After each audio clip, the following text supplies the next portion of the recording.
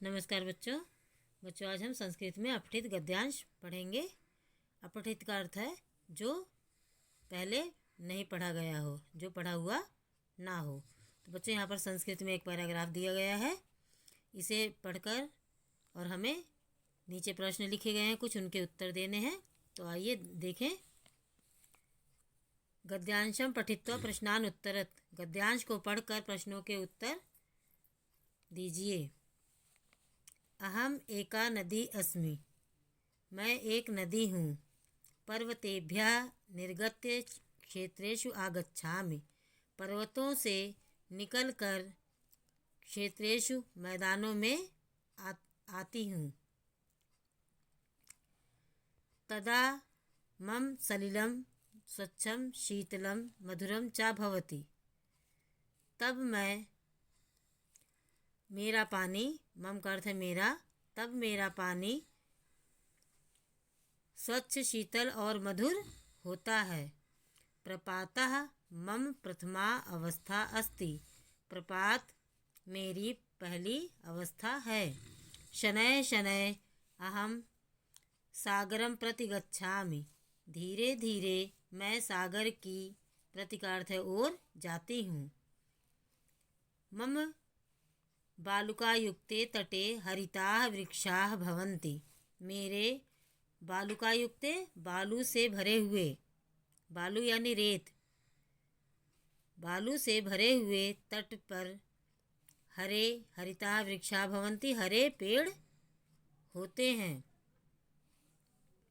मेरे बालू से भरे हुए तट पर, किनारे पर हरे पेड़ भवन्ति का अर्थ हैं। वृक्षाणाम उपरि विविधाः खगाः वसन्ति। वृक्षों के ऊपर अनेक पक्षी रहते हैं। स्त्रियाः कलशान गृहीत्वा मम तीरे आयन्ति। स्त्रियां कलशान यानी घड़ों को गृहीत्वा लेकर मेरे किनारे आयन्ति का अर्थ है आती हैं। कतिपय क्षणान् यापयित्वा वार्तालापं कृत्वा जलेन पात्राणि पूरयित्वा ताः इतः गच्छन्ति। कतिपय क्षणान् कुछ क्षण यानी कुछ समय, यापयित्वा व्यतीत करके, वार्तालापं कृत्वा बातचीत करके, जलेन पात्राणि पूरयित्वा ताः इतः गच्छन्ति। जल से पात्रों को यानी बर्तनों को पूरित्वा भर करके, ताः वे सब, इता का अर्थ यहाँ से, गच्छन्ति जाती हैं। कतिपय क्षणान कुछ समय व्यतीत करके, बातचीत करके, जल से बर्तनों को भर करके वे सब यहाँ से जाती हैं। पक्षिणाम कलरवैः बालकानां क्रीडाभिः स्त्रीणां वार्तालापैः मम तटाः गुंजायमानाः भवन्ति। पक्षियों के कलरव से, बालकों के खेलने से, स्त्रीणां वार्तालापैः स्त्रियों के वार्तालाप से मेरा तट गुंजायमान होता है। परम केचन जनाः भोजनस्य अवशिष्टं मम जले एव पातयन्ति। परंतु कुछ लोग भोजन के अवशिष्ट मतलब जो भोजन का बचा खुचा भोजन होता है खाने के बाद, और जो उनकी पॉलीथीन होती है, यह सब चीज़ें जो होती हैं उसी के लिए कहा गया अवशिष्ट। पर कुछ लोग भोजन के अवशिष्ट मेरे जल में ही पातयन्ति गिरा देते हैं। एवं अवकरैः मम जलम दूषितम भवति।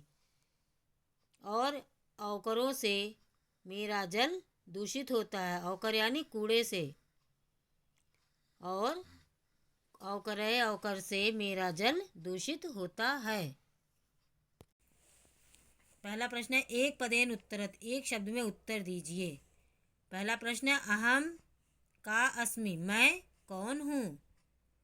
उत्तर है नदी। दूसरा प्रश्न है नद्याः प्रथमा अवस्था का, नदी की प्रथम अवस्था क्या है? उत्तर है प्रपातः।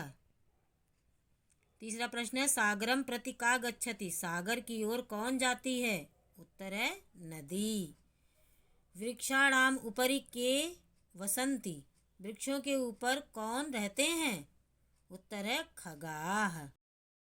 अगला प्रश्न है पूर्ण वाक्येन उत्तरत्, पूरे वाक्य में उत्तर दीजिए।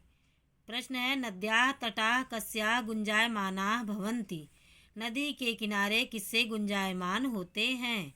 उत्तर है नद्याः तटाः पक्षिणां कलरवैः बालकानां क्रीडाभिः स्त्रीणां वार्तालापैः गुंजायमानाः भवन्ति।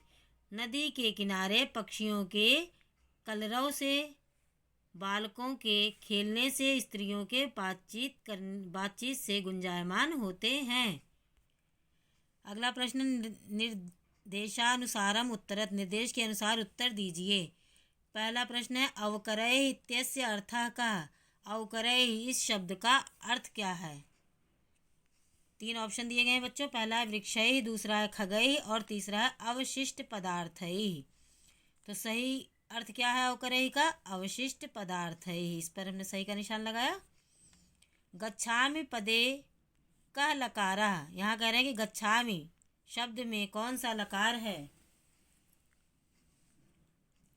यहाँ पर ऑप्शन है पहला लंग लकार, दूसरा है लट लकार और तीसरा है लिट लकार।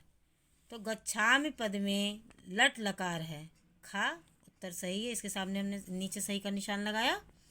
तीसरा प्रश्न है आयन्ति इति क्रियापदस्य कर्तृपदम किम, कह रहे हैं कि आयन्ति इस क्रियापद का कर्तृपद क्या है? कर्तृपद यानी कर्ता कौन है? भाई आयन्ति क्रिया है तो क्रिया के साथ कोई कर्ता भी तो होगा। तो इसमें से आपको चुनना है कि 3 ऑप्शन है, इसमें से कौन है कर्ता। पहला ऑप्शन है क्रिया स्त्रिया, दूसरा है मधुरम और तीसरा है सलिलम। तो आयन्ति शब्द का आयन्ति क्रिया शब्द का कर्ता शब्द है स्त्रिया। इसके नीचे हमने सही का निशान लगाया। अगला प्रश्न है जना भोजनस्य अवशिष्टम पातयन्ति अत्र क्रियापदम किम,